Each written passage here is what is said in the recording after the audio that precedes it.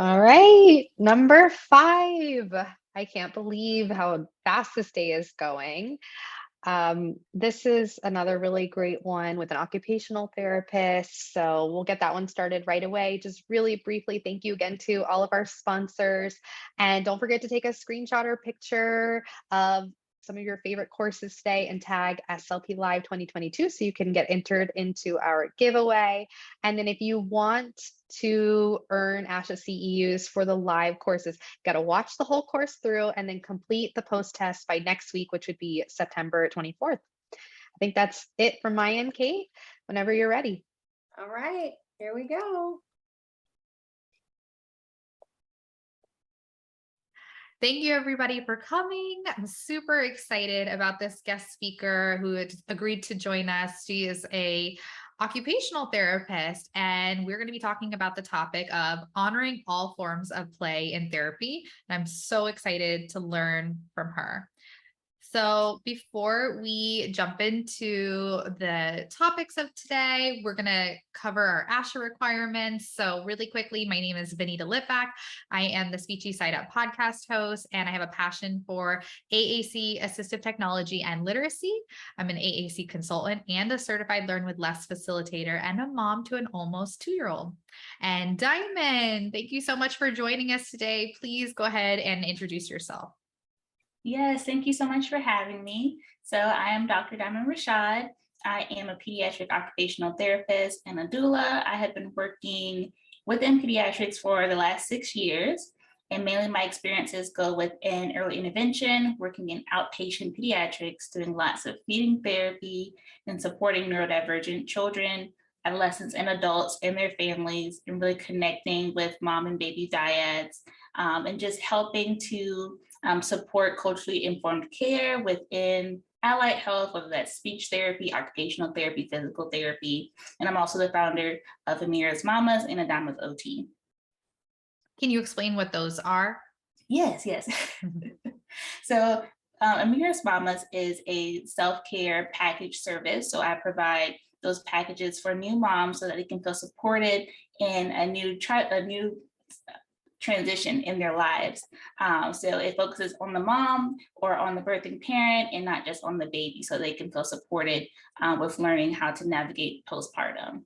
And then down with OT, yes. I was going to say, I love that because I was actually looking for something like that for a friend who is expecting. Is that something you can order online, or is it like a local thing? It is online. Yes, we ship anywhere within the US. Okay, good to know. I'll be checking that out. Awesome. And also, I also run a Dime of OT, where I get my 10 cents in pediatrics. And that is a blog that I run, and that is focused for therapists and also for families that are interested in learning more about therapy services. Wonderful. I love that. Thank you for sharing those.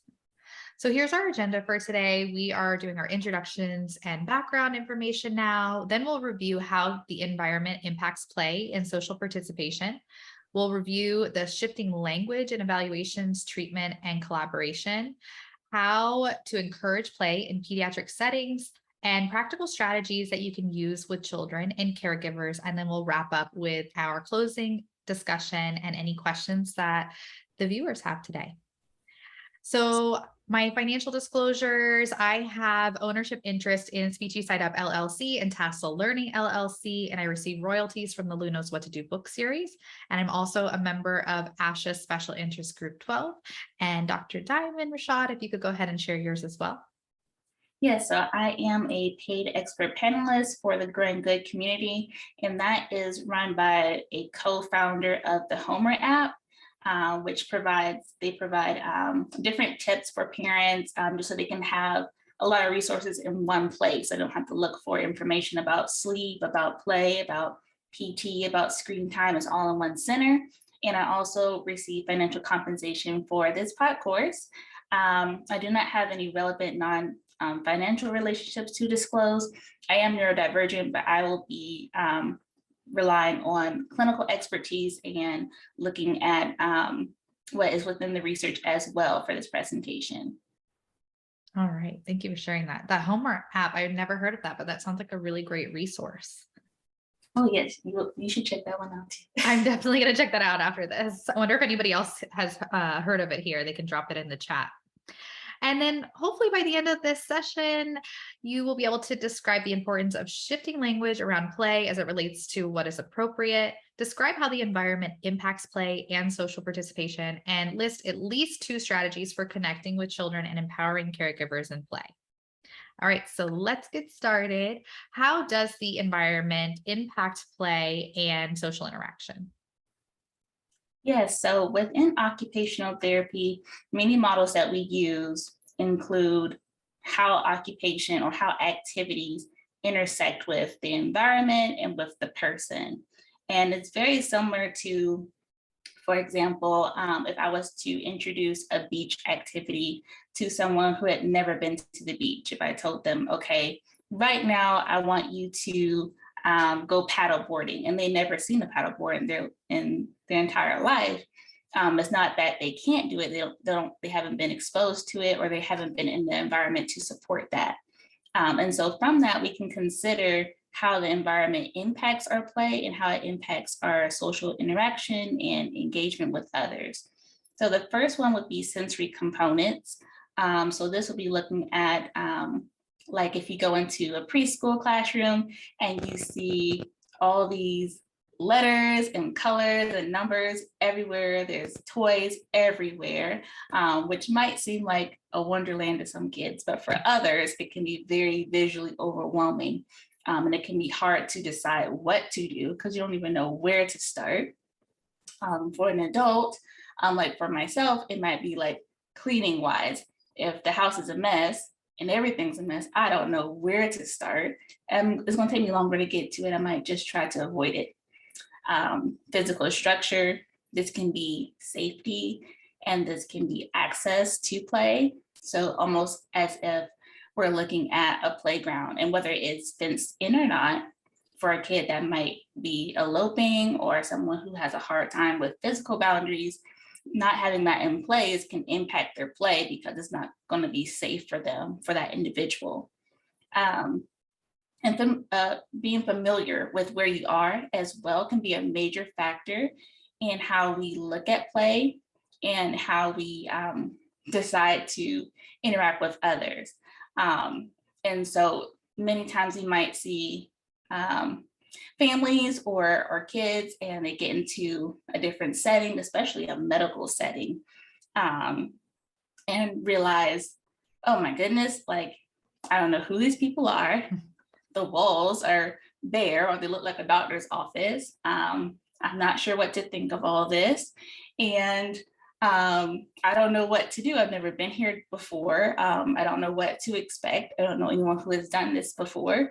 So I don't really know what they're asking of me. So I'm either going to do my own thing or I'm going to try to get out of here because this doesn't seem right, basically. So being familiar with where you are in your environment can impact your willingness and creativity within play. And also this, going back to physical structure, this can also go into having access to green spaces in the first place. Like, we know many places don't have access to safe parks or access to green spaces. Some places don't have that many places for you to have interaction with nature. And that's where like things like sensory bins come into place as well for those families that might not be able to have the same access as others. So there's a lot of different levels that you can look at when it comes to your environment, whether it's sensory, feeling over aroused or under aroused, or if it's your access, or if you're like even familiar with what goes on within that environment in the first place. So interesting. And I think we like know that this is important, but in an age where we're exposed to so much tech, why is having access to green spaces really important and nature really important?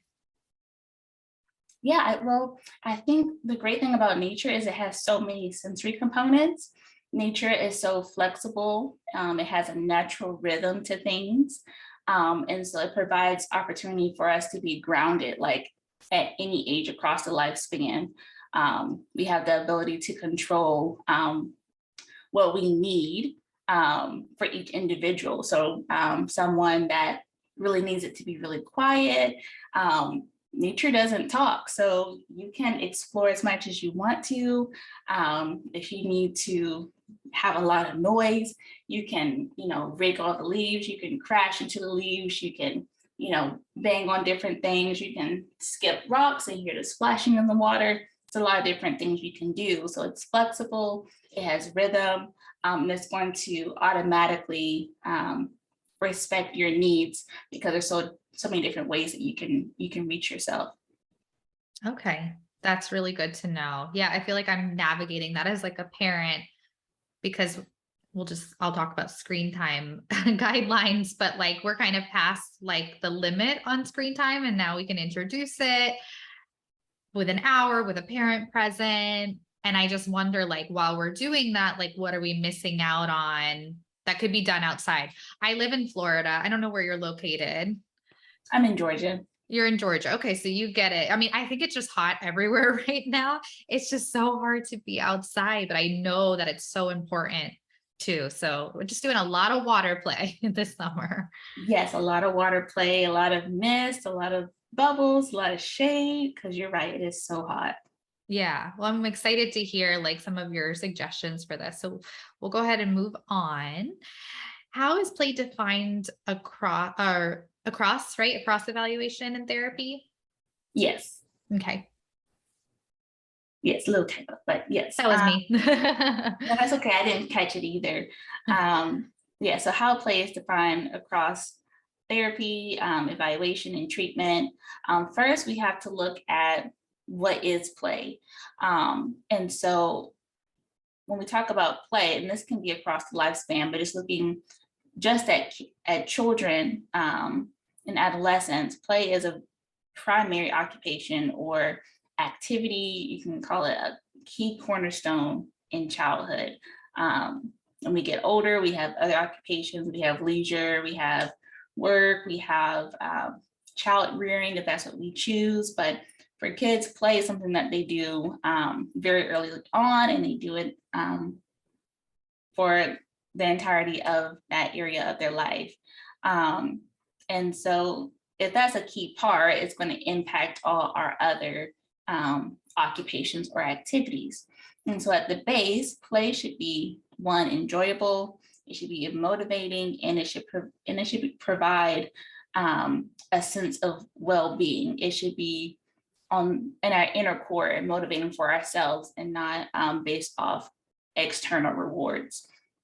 And so many times, because we think about play so much in childhood, it's used as a guide for development. And so when we talk about what is appropriate versus inappropriate play, any play that is safe, that is enjoyable, that is motivating for the child themselves, and provide that sense of well-being is play.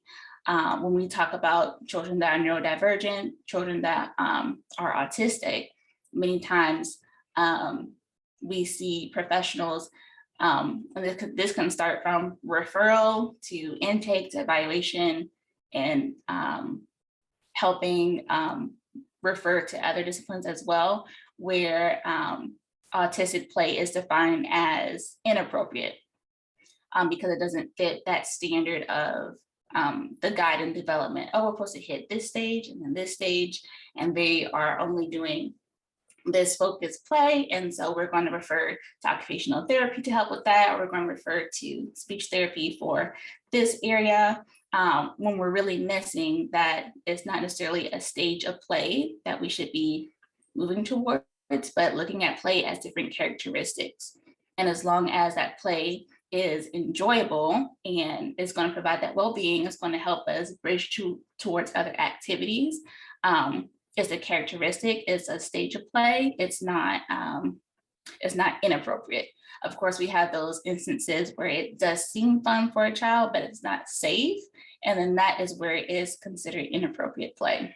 So just emphasis on that, because I hear that so many times where someone says the kid doesn't play appropriately with toys, so we're going to refer to OT. So I really want to hammer that in. And how we frame that sets the tone for how families see therapy, and how they parent. Because you can imagine coming into a new treatment space referred by your doctor, and all these professionals are telling you, your kid isn't doing this, your kid isn't doing that. They only want to line up blocks, they're not stacking them. They only want to spend toys, they only want to mouth things. Not setting it up in a strength-based way or in a way that characterizes the play versus basically make it seem like it's a bad thing, can be really hard for parents, just coming right out the bat and not really knowing what to expect. Now you feel like, oh my gosh, I haven't been helping my kid the right way, or I need to help them fix this. I need to fix them, and that's not the goal with any therapy services. We want to support them. And we're not here to fix. We're here to support and guide that development. I love that. We're not here to fix, we're here to support. Can you give an example of when you're looking at play, you're looking at the characteristics versus like if someone was looking at, like, I'm imagining it might be like, are they playing with cause and effect toys appropriately? Like, what would be the opposite of that? Like, how would you be defining play characteristically or strength, using strengths-based approach? Yeah, no, that's a great question. So yeah, like you said, we might see different stages of play where we see exploratory play, or we look at cause effect play, or being able to move from parallel play, things like that. And so if we're looking at a client and maybe they relied on doing the marble run maze, where they like to see the marble go down the maze and drop down, and they did it over again. I might describe that as they really lean towards exploratory play or sensory motor play, where they really enjoy focusing on the sensory components of play, and remembering that toys are flexible, just like children are. And so even if they're not playing with a toy how it was originally intended, doesn't mean they can't play with it differently. Same thing with blocks. In one model, I might have said, okay, well, they have a hard time with constructive play. They're not able to imitate a bridge, or they're not able to make a train and copy me, like that imitating part. So I might say our strength right now is not constructive play, but we love patterns. We love to, again, look at that exploratory part of play. What happens when I put these two colors together? How does it look if I put them all on a curve, or how does it look if I have them in a straight line? How does it look if I lean down to the side? Does it look the same way? So being able to investigate our play, or investigate toys, is how I would define it. So looking at the characteristics as far as like pretend play, game play, role play, sensory motor play, and not necessarily the social components of play like that we usually see, like I said, with parallel play, or being able to go one-on-one with someone and do competitive or game play. I'll look at what are the characteristics of that toy. Is it what are they achieving with the way that they play with the toy? That was such a good example. Thank you for those. I feel like that really like gives a good picture of like the strengths base versus like what we would have traditionally done. So do you then tailor treatment to those strengths? Do you still try to like work on those other areas? Maybe not specifically with that toy, but if like another area wasn't a strength, do you also work on that too? Yeah, so what I would do is I would take a look at what area they have a strength in, and also look and see if there are any underlying reasons why we aren't gravitating to those other characteristics of play. So if we tend to avoid like gross motor play, if you have a hard time with motor playing or actions, that can also be a reason why we like activities that have a pattern, because we already know what to expect. So I still might introduce those different characteristics, but I would use what I already know works for them to build those little bridges For example, like if I have a child, I know this is more OT based, and we can also talk about how that might look like if you're looking at communication. But if I had a child, for example, that really wasn't imitating what I was looking at or what I was drawing with, if I was drawing a circle or, using a marker or a crayon, but I know that they love water play and they love how things feel on their fingers, I might introduce finger painting, or now we have like chalk painting now, which I haven't heard of, but very cool to see like how different things mix together using kinetic sand, things like that, as a bridge for them to see different ways to create different shapes. And of course, if a child isn't meeting me where I am, then I'm gonna make an even smaller bridge to build on those skills. I love those examples. Painting is something that I recently saw on Instagram, and I was like, how have I never heard of this? It works so well on like construction paper, and no mess. Totally. I'm like all about the no mess. And I know like from an occupational therapy standpoint, there's definitely a place for the messes. And my daughter gets exposure to that, but there's like a time and a place for us. But Yes. I love the idea of like building these little bridges with those characteristics. And I could see how like someone maybe from another field outside of occupational therapy who doesn't have an understanding of like the why they're avoiding certain characteristics of play could really get that wrong and like try to work on those skills when like really like you're explaining they're avoiding it for a reason or they're not doing it for a reason. So that's so fascinating.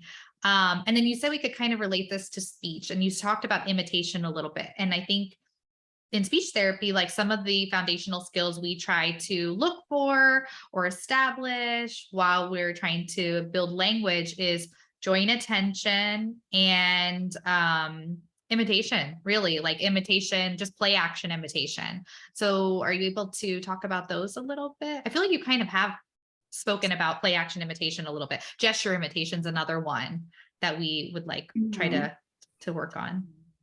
Yeah, I can definitely talk about that. So when I would say with joint attention to start is recognizing, or not recognizing, but being comfortable with parallel play can still be a great way to learn new skills, to process what's going on. Some kids do really well with parallel play where they're playing next to you and not necessarily with you, even if it's the same toy or a similar toy. They do really well with processing what's going on, whether it's a new environment or they're building up a relationship with you. Being able to figure out, oh, well, I didn't realize I could play this way. And you might not see that imitation that time. You might see it at the end of the session, and you might see it that next week. Or, and I'm sure you've heard this many times before, you hear from parents that they did it when they got home. Mm-hmm. Yeah. So they're paying attention to you. They just were processing the whole thing. They need to see the whole theme of the play. And then they might have said in their head, okay, that's pretty cool. I think I might try that later when I feel more comfortable. And then you might see it later on. So considering joint attention that way, like even if they're not looking at you, if you're on the side of them, or if they see what you built or created later, that they might join in later. So one thing I love to do is have like half finished activities in the room. So I might start something so they can see me start it, and I might leave it alone and see. And that's a good way for me to tell if they're paying attention, because they'll just go over there and finish it. Like, oh, Miss Simon didn't finish it. Let me help her out. I love that. Yeah, it cracks me up when they do that. And then as far as like imitation goes, like gestures, or even just like communicating with different ways, whether that is with spoken language, AAC, gestures, pointing, things like that, or like visual cues. Great things to use are like physical play, sensory play, play that has a lot of body awareness, because many kids that we see within the therapy setting, not everyone, but some kids, especially neurodivergent kids, can have a hard time with motor planning and knowing where they are in space. And so if you don't know where you are in space in relation to like you in the ground or you in the floor, you're not going to know where you are in comparison to other people. So you might not have a great sense of how to imitate others. And when you have that sensory play and you get to feel how things feel on your body, if you have that physical play, like that crashing, that rough and tumble play, you get an idea of where you are in space, and then it's easier for you to use those instances of communication because now you know where you are. And so sometimes you might see like kids that are on the swing and they start saying all this stuff. You're like, where did this come from? Because they understand where they are now in relation to, like I said, like in relation to their environment. Like, oh, well, this is my body, this is my head, this is my mouth. Yeah, this is so much fun. Let me tell them how I feel about it. So that's another great way to look at that imitation piece, is considering how aware of their body that they are and using those activities to support that. That is so interesting. I've never heard it like described that way. And that's why like I just love the field of occupational therapy and collaborating with occupational therapists, because there's so many parallels, but like you have a very obviously deep understanding of like what's happening with the body and sensory, motor, and all of that. And then we have a very deep understanding of like communication and what that looks like in the brain. So they're very complementary. And I have heard like, you know, making sure that a child is like regulated, like when you go into a session, so try these activities or those activities, but I never like heard the fact that like about, you know, I never really heard about body awareness and how those activities can help bring body awareness. So thank you for sharing that.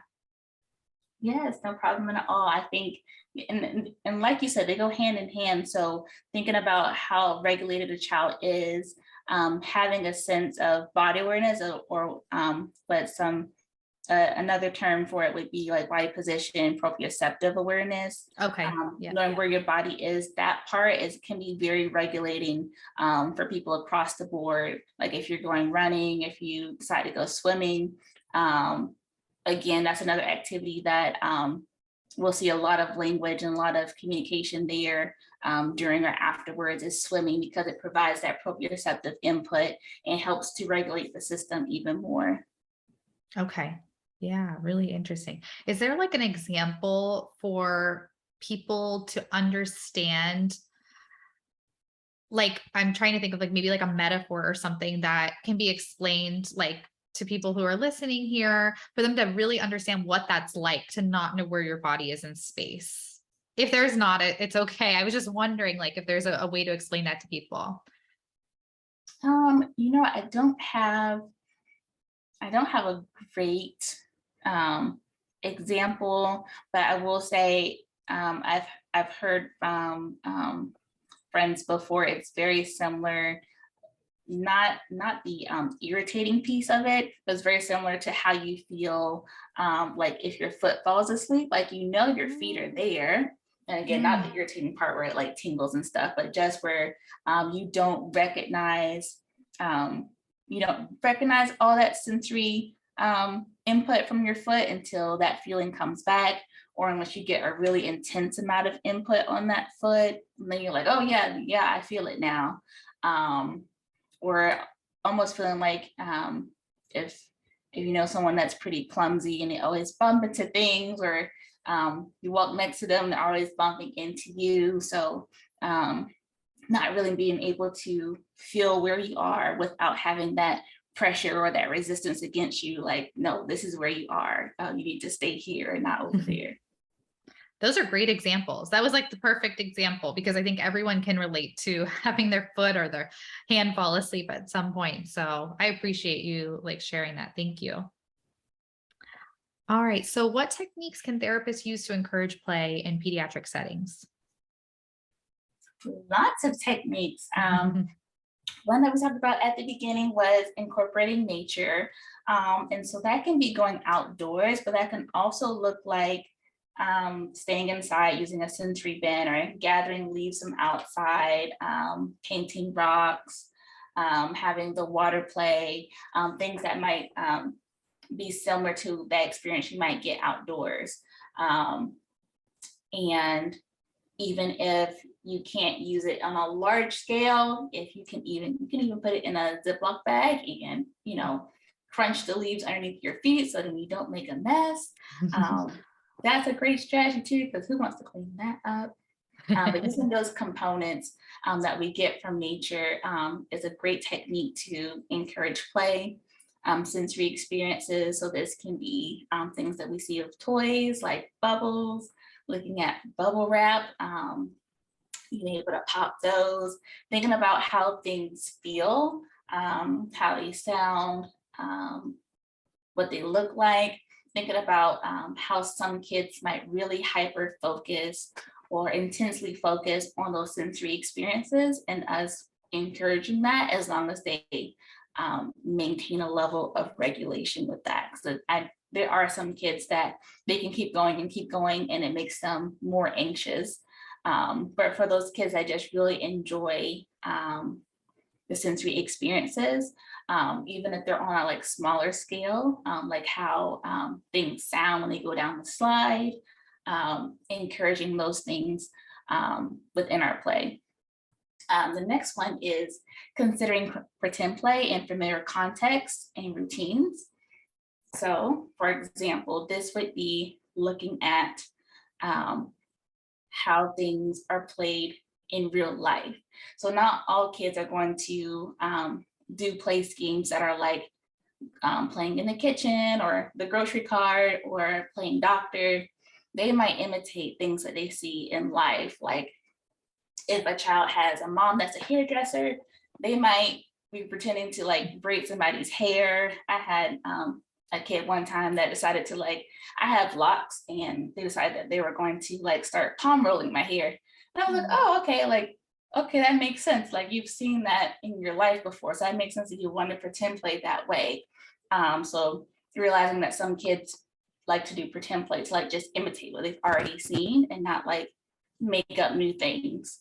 And also knowing that if it's based off like media, that they might want you to be like a supporting role and just watch and observe to figure out where is it coming from. If it's coming from like a TV show or from a movie, they might want to be the main star for that. And they might not be ready to be creative with that certain theme. But with ones that are based off real life, those can be a great way to jump in and encourage that play. Seeking creativity within things they already like. So this might be if a kid loves to run, they love to jump, how can we encourage that and also show them different ways that they can use those skills. So if a kid likes to jump, I might have them jump on the trampoline, or I might have them jump on a crash pad. I might have them jump up and take down magnets or take down Post-its.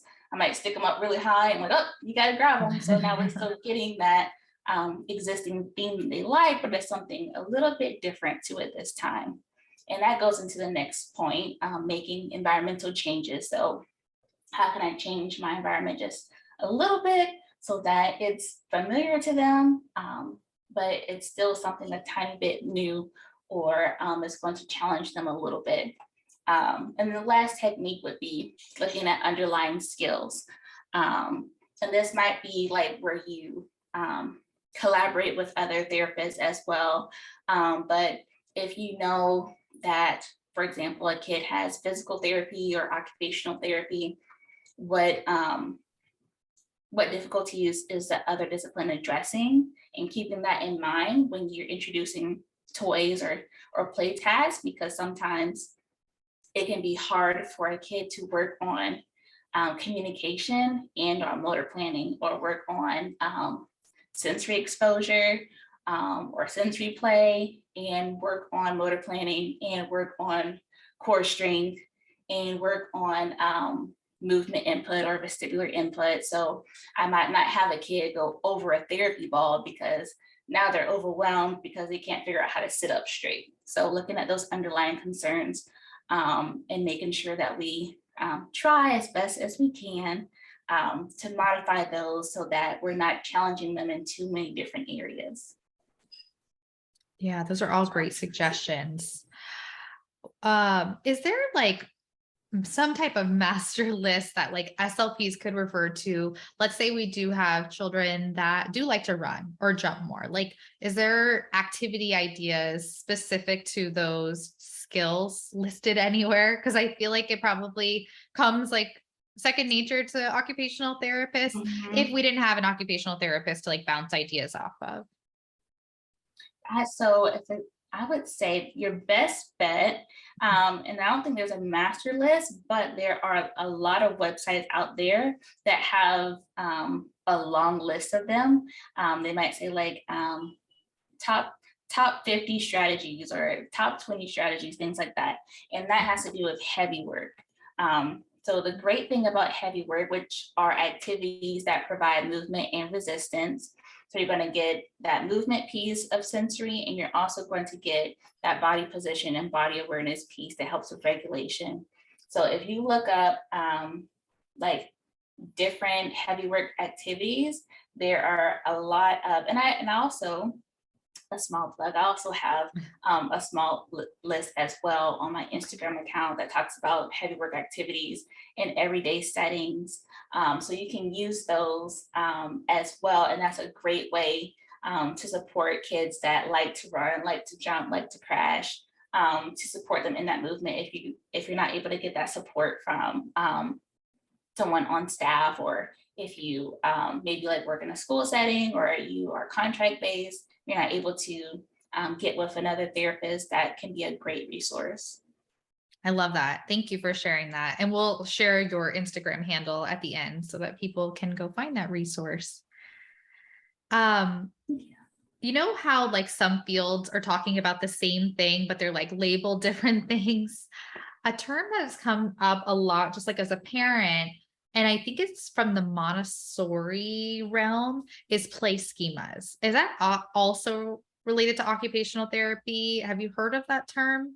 And I can describe it a little bit more too. If you can describe it a little bit more.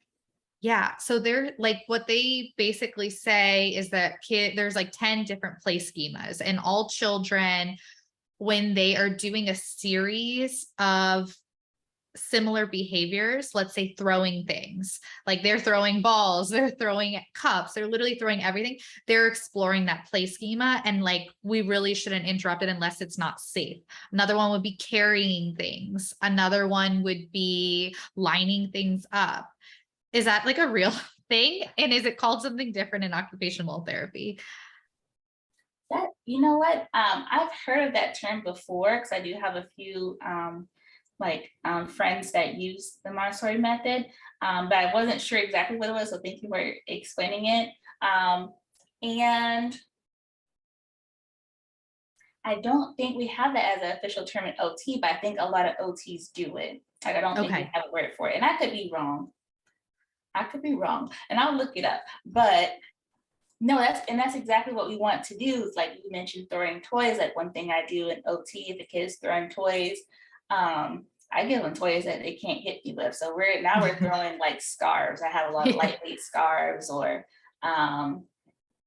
what's another thing? If a kid's throwing a ball, I might have them hit a balloon and do it that way, so we can kind of get that out of our system if we're trying to hit somebody. But if we're just throwing it, I'll use lightweight toys so that they can get that movement, or once they get used to that, then I introduce like throwing it into a bucket, and eventually we're going to go to like throwing it into like a basketball hoop. But yeah, when you describe that, that's exactly what we're talking about here, is having those small bridges. So that's awesome. Yeah, it's just funny because like, I mean, you're constantly learning, right? And as a speech therapist, I'm like, how have I never heard of play schemas? But I've been seeing it so much on social media now. And, you know, a lot of our parents that we work with are also probably seeing this too. So I'm like, I need to learn more about play schemas, like, and what this is, because I've noticed it in my own daughter, like wanting to like constantly twist lids, wanting to constantly drink from different types of open cups, wanting to constantly like play with doors at like different doors in the house, hide in different spaces. Like it's just funny, like how they, and I don't want to, it's not a bad thing. I don't want to say obsessive because that like kind of gives a negative connotation, but they're just very curious about that type of skill, I guess you could call it. So it's fascinating. We definitely, if there's any continuing education that anybody knows about play schemas, let me know because I want to take it next. Yes. All right, so I'm gonna go ahead and move on to the next one. What are your go-to strategies to use with children and caregivers? Yeah, so first thing I want to do with the families and caregivers is I want to really get a good idea of how they play at home and how they interact with people in their familiar environment. So what strength-based activities go really well at home. And this is helpful for me to get to know the client, but it's also helpful for the parents too, because I'm starting off with what's going right. Because many times families are not referred to me because things are going quote unquote right. They're referred because something is off or they have concerns. So I want to start with like what is going really well for you guys, and they might say, oh well, they love bath times. I can't get them out. Like they love to splash, and I'll keep that in my noggin. And if there's some things that they're not doing in the clinical setting, or if I'm at a daycare and they're not doing it there, I'll ask if they feel comfortable with them taking like a video at home, and that way I can see like what they can do when they feel like safe and supported in someplace that's familiar. I'll definitely use those, and then I'll observe a lot before I jump in. So I'll try to see if there's any patterns that I see about how they play before I jump in and introduce myself as like a co-facilitator or someone who's going to play with them. I just want to see what they're going to do. And then model flexibility. So even if a kid is very focused on their play, I think a great way to help encourage that flexibility is for me to be flexible too. And so as much as I can, I'm going to have things that are negotiable. So of course, there are things that are not negotiable. Like I'm always going to look at your safety. I'm always going to make sure that you're not going to hurt yourself or hurt others. And we're also going to work on our targets or our goals, but I'm going to try to find creative ways for us to get there. It's not going to be just like you have to sit at the table or we have to work on this skill before we go to this thing. So I'm going to sit on the floor with them. I'm going to have them have a lot of movement. I'm going to use different activities or use activities in a different way to help them reach those targets. So for example, if I have a kid that we're doing bubbles, but they won't blow out of the bubble wand, I might see that as an underlying reason, like something else is going on. And so let me change it and make it a smaller step. And so I'll catch a bubble with the wand and I'll have them blow the bubble off the wand. So I'm not making them blow it. They just and that they can be a little whiff. So it's easier. So as much as I can, I'm going to try to modify the environment and modify the tasks so that we can have that engagement in play. And then another strategy that I like to use is supporting toys. So one thing I hear a lot, and this happens to me too, is that we're doing parallel play and the kid gets up and goes to the other side of the room, like they're like not really wanting to play with me. And so what I might do is if they're playing with cars, if they're playing with blocks, if they are playing with cars, I might set up a car wash. Like I might pull out a tunnel and get one of my own trains. So it's not a car, it's a train. And I'll have my train go through the tunnel so they can see it. I'm not taking their toys away. So I'm not interrupting their play theme, but they can still see me do it. or with blocks, if they're lining up blocks, I might line up a different set of toys. Something that's similar. I might do like magnetiles, or I might line up animals if I want to and have my animals hop over their line or their fence, so that it is intersecting with their play, but it's not disrupting their play. And they still get to see those other playthings modeled. And then the last one would be music. Music is very similar to nature because it has rhythm. It has that familiarity that we can work with. And it is something that you can use if you know what a kid gravitates towards. And it has that repetition that we look for when we talk about how things can be in a familiar environment, in a familiar routine. It provides that safety. So I'll use music if nothing else is working. We'll go back to that. Sometimes I'll sing. I'm not a great singer, but I'll try. And some kids don't like me to sing, and that's all right. And I'll just play the music in the background so we can hear it and sing along and get that movement in, or pair it with whatever toy we're playing with. So That's great. I love the idea of the supporting toys, because I do think that can be difficult sometimes when you're in a session and then you want to do the parallel play, but there's maybe only one object and you don't want it to become this like power struggle between you and the child. You can talk about like what they're doing and kind of be like a newscaster, but I love that you can also model for them just using something that is like a supporting type of toy. That's such a great idea. Thank you for sharing that. yes, no problem at all. So we are going to be wrapping up soon. Is there anything else that you want speech therapists to know or want to refer them to? So I think the biggest thing is just leaning into knowing that there are different characteristics of play. And it's good to know the stages of play, but know that we don't have to completely let go of a certain stage just because the kid's a certain age. We know now that every kid has a different timeline, and many of the research that's out there as far as developmental norms look at neurotypical kids.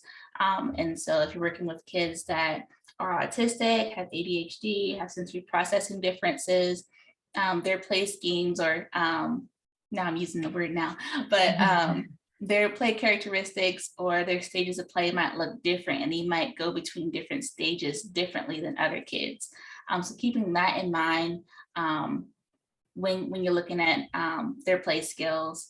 And then as far as resources, I think a great place to look if you're looking for more information about this, Neuroclassic is a great resource that has many autistic voices. This might be a topic that is new to you. And I have to tell you that it is not old to me. Like it's relatively new to me within the past couple of years. So if you feel like you perhaps haven't heard about a lot of this before, like know that it's okay. But it's just great to really learn from others that are in the community, in the communities that we work with. So those that are autistic, have ADHD, or have sensory processing differences, it's great to listen. It's essential to listen to those voices because that's going to really help us versus only reading like what is in the research or what we learn about in the classroom. Like there's so much more out there.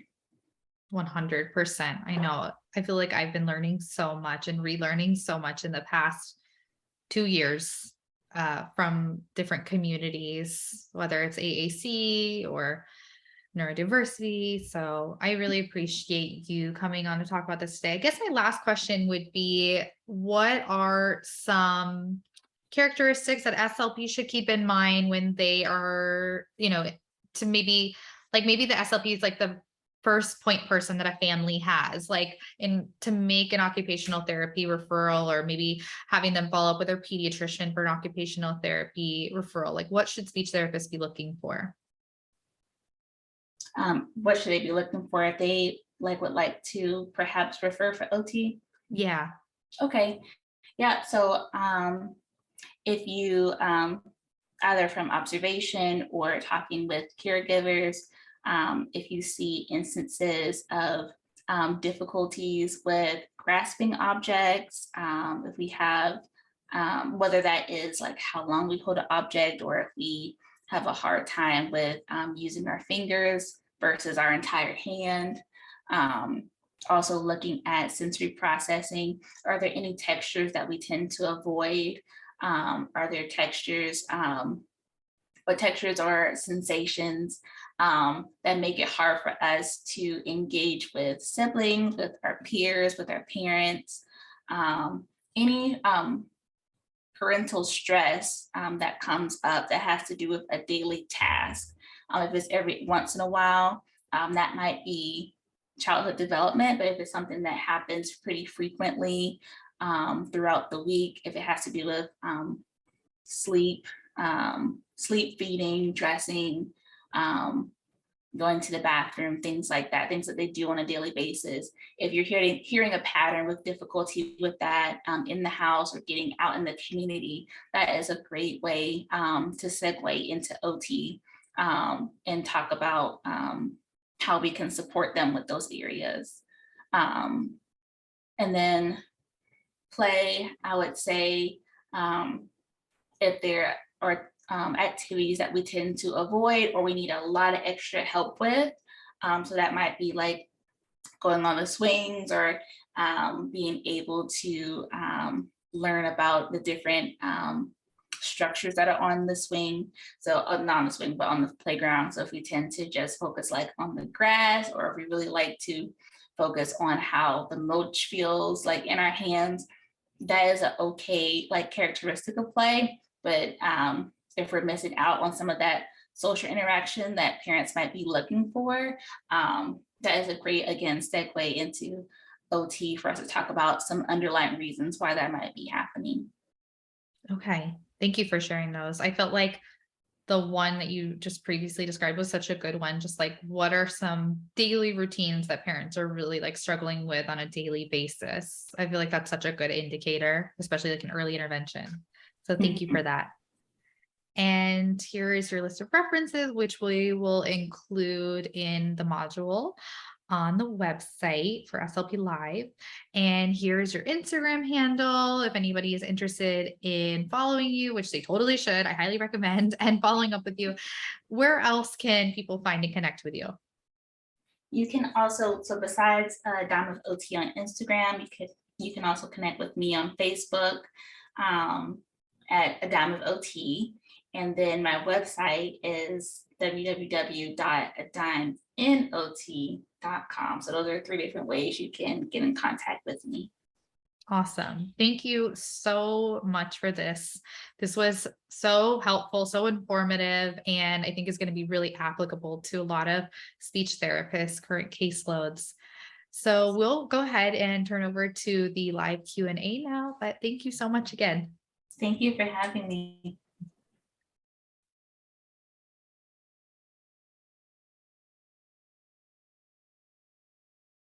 Hi, Diamond. Thank you so much for joining Thank you, everybody, us. for coming. Sorry. It's okay. We had a few questions come through in the Q&A, so I'll read them for you. The first one said, I'm not trying to be difficult, but I'm thinking of the child who uses toys or play that is destructive or breaking. How would you handle that? Oh, no, that's not difficult at all. Can you guys hear me? Yep. Okay, perfect. That's not difficult. That's not a difficult question. And I say that because that happens very frequently as far as destructive, like, breaking or tearing things. And what I will do is you don't have to use a toy to play with something. And so if we are breaking or being destructive with toys, or it might seem like just too rough with toys, I will use, like, for example, we might do some recycling, and we might tear the paper, and I might make a silly sound when we rip it, and give them a safe place to do that. So it also depends if they have a hard time with figuring out what to do with toys. So once we have something to replace that behavior, I'll also introduce something that might be similar, like squishing a ball, like those balls that you pull and you stretch, the ones that you can squish and step on. So what I'm going to do is try to introduce objects or toys that are going to help regulate that child so that they can learn new playthings with other toys later on. That's a great suggestion. The same person said, this was so interesting. Although I've worked and co-treated with OTs, I had no idea the depth and scope of their knowledge. So thank you. I guess it's not a question, but more of a comment. So thank you. And then the last one said, how about kids that are very dysregulated in sessions, running, throwing, flipping things? Does that justify OT involvement? Yes, for sure. Same thing goes for OTs co-treating and collaborating with speech therapists. Like we're not expected to know everything. And so I think that's a great sign that a child might be dysregulated within that room, or that they have some sensory needs that need to be met. And so that's a great time to pull in OT, either to collaborate with and, refer them to OT services, or to even get some tips and tricks on activities you can try to help them regulate their bodies a little bit more within the session. That's really helpful. And then the last one said, what do you do with the parents who are against play-based therapy? Maybe they want more tabletop, or they want it to be more like structured. That's a good one too. You guys got good questions. So I will say that usually the approach that I use is I'll ask more questions. So if they're not a fan of the play-based therapy, it might be based on they're worried about their child's progress. They've heard a lot from their doctor or from their teachers of the student or of the client, and they're worried about the progress, and they want them to do well. That's a lot of times where that comes from, and not always, but I think that majority of times it comes from worry, and they want them to be able to have something that's a very clear goal in mind. And so what I'll do is just kind of backtrack and see, okay, what are some things that you want your child to be doing in 6 months into a year from now? Like, what are your main priorities? And really diving into how we use play-based therapy to address those goals and address those concerns. For example, if we're looking at, they really want them to be able to sit at a restaurant. They really want them to be able to play with their cousins when they go to events and things like that. Okay, well, we're going to do this play-based therapy on the floor to really model how on both ends we can learn different play styles, and also give you some different tips and tricks that you can model for their cousins or family members so that they can play together. And it's not all just we are building on playthings for that one individual, but also adapting the environment and adapting, our family routine so that we can meet halfway. Yeah, meeting in the middle. Great suggestion.